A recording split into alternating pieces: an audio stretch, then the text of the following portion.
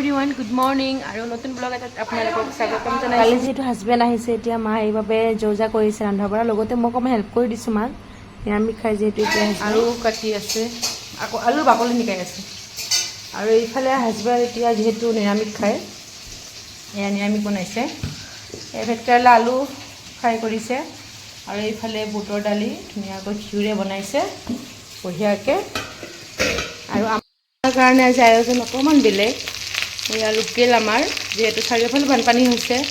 আমাৰ ইয়াতে লোকেল মাছ পোৱা যায় এই বাৰিষা বতৰত গতিকে এয়া শিঙি মাছ আনিছে লগতে আৰু এয়া আছে শিঙি লগতে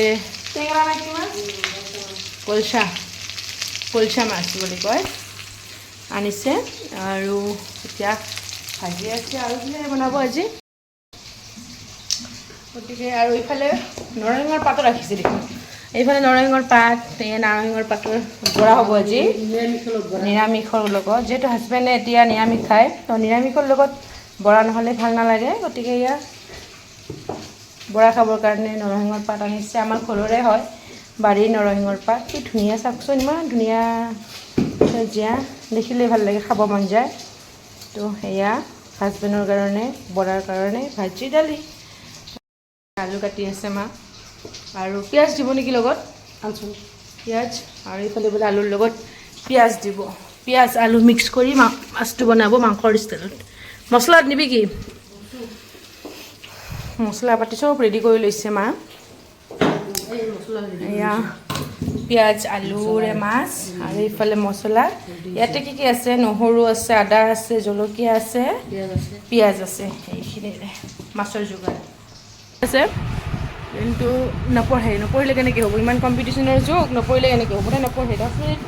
20 মিনিট কি পঢ়াৰ লক্ষ্য নেকি তো এনেকৈ তাই অলপ অলপকৈ পঢ়ে আৰু টাইম মিলাই দুপৰীয়া ভাগত পঢ়ে ৰাতি পঢ়িব নোৱাৰে টোপনিৰ উৎপাতত টোপনিৰ ইমানে অত্যাচাৰ ৰাতি টোপনি নহয় জাগি থাকিব লাগে গোটেই নিশা মোৰ ডিউটি থাকে নাই আমি ভবাই নাছিলোঁ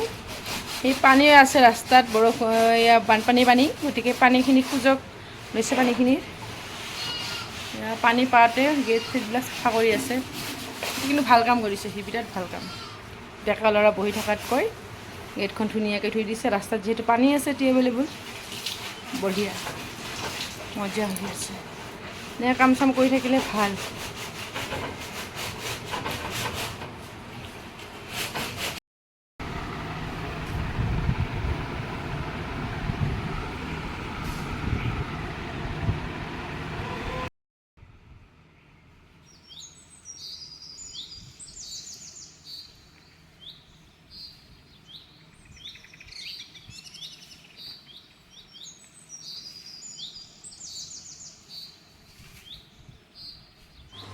কালি বজাৰৰ পৰা হাজবেণ্ডে 2টা কঁঠাল আনিছিলে আৰু ইটো বছৰত যিহেতু কঁঠাল খোৱা হোৱা নাছিলে আৰু মোৰো খাবলৈ মন গৈ আছিল ময়ো কৈছিলোঁ কাঠল আনিবলৈ তো আনিছে এতিয়া কিন্তু পকা কাঠল নহয় আৰু এয়া কেঁচাহে মানে খজা কাঠল বুলি কয় আমাৰ ইফালে তেখেতে কৈ আছে কাটি দিব আৰু খাব মন গৈছে বুলি কৈছে আৰু এইটো বছৰত তেখেতেও বোলে কঁঠাল খোৱাই নাই মোৰো খোৱা হোৱা নাই তেখেতৰো খোৱা হোৱা নাই গতিকে ভাবিলোঁ অলপ খাওঁ আৰু বেছিকৈ পকিলে খাবলৈ বেয়া পায় হাজবেণ্ডে যেহেতু অকণমান আধা কেঁচা হৈ থাকিলে খাবলৈ ভাল পায় সেইবাবে ময়ে কাটি দিবলগীয়া হ'ল কিন্তু কাটিবতো পাৰোঁ কিন্তু সেই হাতত আঠা লগাৰ কাৰণে অকণমান কাটিবলৈ মই বেয়া পাওঁ কিন্তু উপায় নাই তেখেতে খাব বিচাৰিছে যিহেতু কঁঠালটো কাটি দিলোঁ আৰু ভিতৰত বেছিকৈ সেই কঁঠাল নাই আৰু অকণমান কমকৈ আছিলে আৰু এইফালে মিনিও আহিলে খাবলৈ হাজবেণ্ডো আহিলে এতিয়া মই উলিয়াই দি আছোঁ আৰু সিহঁতে খাব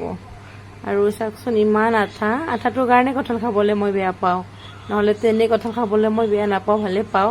আৰু মই এনেকৈ কঁঠাল খোৱাতকৈ পকাটো খাই ভাল পাওঁ আৰু এয়া কাটি দিছোঁ তেখেতসকলক আৰু এয়া মা দুজনে খালে মাক মাতিছিলোঁ মা নাখালে গৰমৰ কাৰণে আৰু সঞ্জয় নাখালে ভাইটি আৰু মই ভাবিলোঁ মই 2টামান খাওঁ খাই থৈ দিম আৰু বাকীখিনি উলিয়াই থৈ দিছোঁ যাতে আৰু এইটো কাম কোনে কৰিব নালাগে আঠা লগা কাম মই অকলে বেয়া পাই এইবিলাক কৰিবলৈ গতিকে মই লাৰিছোঁ যাতে গোটেইখিনি কঁঠাল উলিয়াই থৈ দিছোঁ ভিতৰৰ পৰা আৰু বাকীখিনি বাকলি ৰেডি কৰি থৈ দিছোঁ গৰুক দিবলৈ পাৰিম আৰু জেঠীহঁতৰ গৰু আছে কঁঠালৰ সঁচাকৈ বহুতকেইটা গুণ আছে বাকলিখিনি কামত আহে গুটিয়ে খাব পাৰি, কঁঠালৰ ভিতৰখিনিও খাব পাৰি, গতিকে বহুত গুণৰ এই বস্তুটো। এতিয়া কঁঠালৰ আঠা গুচাই আছোঁ।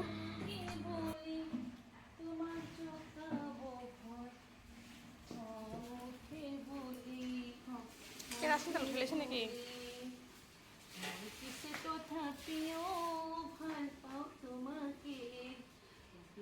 কথা পাতো কি অৱস্থা ভুলতে সদায় মনত মৰম উঠলিয়ে আছে তুমি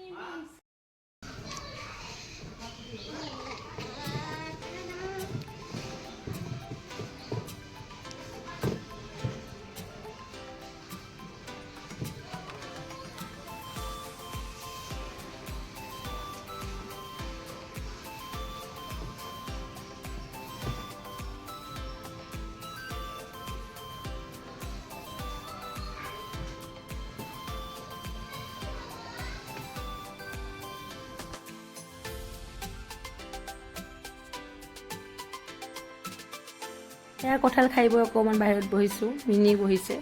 আৰু মিনি আৰু ভিনিয়েক ভাত খালে। ময়ো এতিয়া খাবলৈ যামহে, খাবলৈ মন যোৱা নাই কাৰণ দুপৰীয়া ভাগতে কঁঠাল খালে খাবলৈ মন নাযায় ভাত, আৰু যিহেতু কঁঠাল খালে পেটটো ভৰিয়ে থাকে সেইকাৰণে অকণমান বাহিৰত বহিছোঁ। গতিকে এতিয়া ভাত পানী খাওঁ আৰু এই ব্লগটো আজি ইয়াতে শেষ কৰিছোঁ। নেক্সট ব্লগত আকৌ লগ পাম। আজিলৈ bye bye, take care, love you all.